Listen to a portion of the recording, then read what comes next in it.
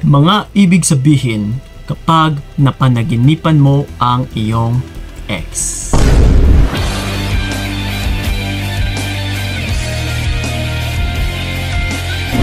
Yo. Panaginip na lang, parang ayaw ko na magising. Yon. Well, ito, pag-uusapan natin yung about sa napanaginipan ninyo ang inyong mga ex. Kasi kung minsan, hindi rin natin talaga ito may iwasan, no? Na kung bakit natin napapanaginipan yung ating mga ex. Well, ito, marami po kasing interpretasyon or yung mga kahulugan or ibig sabihin sa mga bawat panaginip natin. Kasi, ang kumikilos po dyan ay yung subconscious thoughts natin. Okay? Ibig sabihin na ang ating kasing isipan ay sadyang mapag-isip or sadyang napakalikot no, kung ano-ano yung iniisip natin. Even nga, nasa conscious mind tayo, na kahit gising tayo, is marami tayong iniisip, di ba?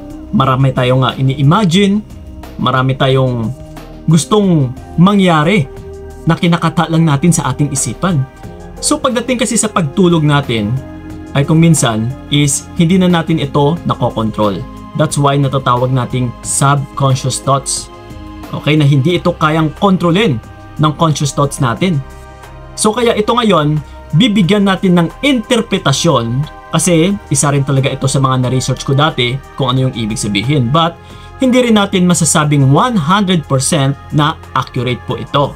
Pero kayo na lang po ang maghusga utol kung nagtutugma nga ba sa mga ibabanggit ko dito yung tungkol sa mga panaginip ninyo at saka sa totoong buhay na nangyayari sa sarili mo between you and your ex. Okay? So isa-isahin natin. Na yung una sa lahat is masama ang panaginip tungkol sa inyong dalawa. Ito ha, kapag masama ang panaginip ninyo tungkol sa inyong dalawa, na halimbawa na lang nagkahiwalay, nag-away, or may mga masamang nangyari, is actually, sa totoong buhay utol, ay gusto mo na talagang kumalas. Pero, hindi ka pa rin makatakas. That's why kung minsan, hanggat napapanaginipan mo ito, ay nagigising ka na lang.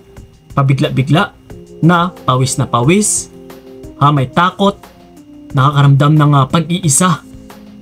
Yes, which is anxiety attack. Okay? Na napapanaginipan mo siya ng masama, yun na nga, or lagi-lagi din. No? Dahil nga sa totoong buhay is gusto mo nang tumakas, pero hindi ka pa makatakas. So yun po ang ibig sabihin yan. Okay? And then ito, yung pangalawa is maganda ang pagsasama. Okay? Kung napanaginipan mo yung ex mo, na maganda pa yung pagsasama ninyo, na napaka-sweet, okay, yung tipong parang ayaw mo nang magising.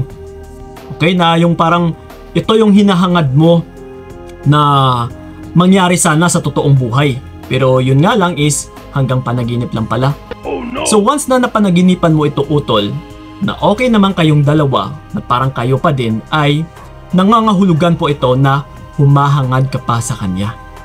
Humahangad ka pa na magkabalikan, humahangad ka pa na kung sa totoong buhay or hanggat gising ka is yung tipong parang humahangad ka na sana magiging okay pa kami, na sana ito sana yung mararatnan namin or mararanasan, na ito yung mga binabala ko or pinaplano ko sa future. So ganito sana kasarap yung mga pinapangarap ko. So kung ganito ka minsan mag-isip sa conscious mind mo is kung minsan mapapanaginipan mo talaga ito gamit yung subconscious mind mo. Okay? So yun po yun. And then ito, yung pangatlo natin is napanaginipan ng isang beses. Okay? Kapag napapanaginipan mo or napanaginipan mo yung ex mo ng isang beses lamang, halimbawa umabot na ng 3 months, 4 months na hiwalay na kayo, is nangangahulugan po ito na maaari naalala ka ng iyong ex. Okay, naalala ka lang niya or maybe na-miss ka niya. That's why a night before na bago kayo natulog is naalala ka ng ex mo. That's why napanaginipan mo siya.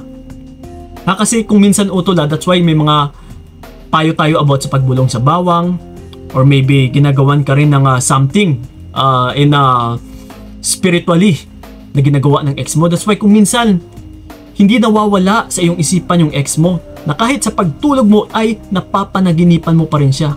Kaya, yun din ang mga pinapapagawa natin, yung about sa bawang, or sa pagbulong sa hangin, is tiyak, yun din ang magiging resulta, na mapapanaginipan ka din ng ex mo.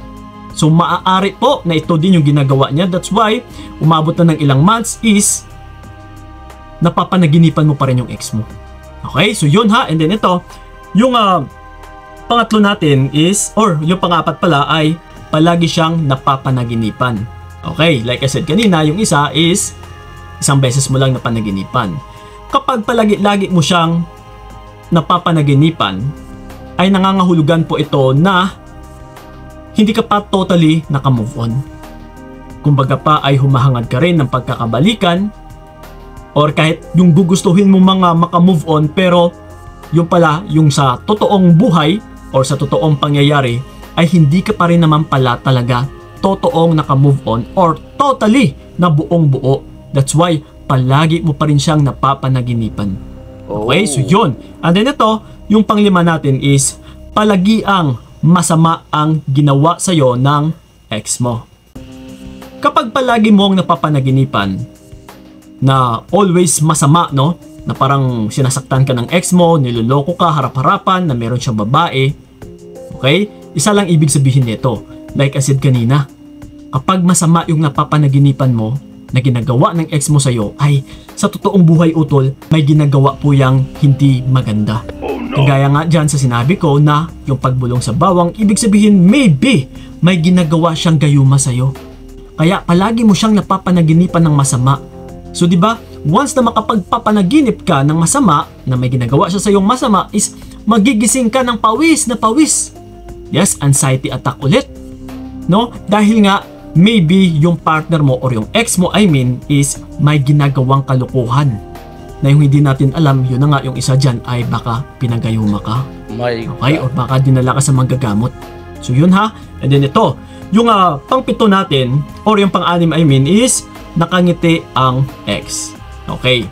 Kapag nakangiti ka pa, or nakangiti pa pala yung ex mo sa panaginip, na uy, nakangiti yung ex ko So maaari na habang tulog ka is napapangiti ka rin, parang baby. So ganon. Kapag napanaginipan mo yung ex mo na nakangiti, isa lang ibig sabihin nito utol is may connection pa kayong dalawa. Kumbaga pa, maaari na nakikipag-chat ka pa, or siya din nakikipag-chat sa'yo, or maybe, no, sa mga kapatid mo, sa mga magulang, or mga mutual friends ninyo is meron pang ugnayan, kumbaga, may connection pa na hindi napuputol.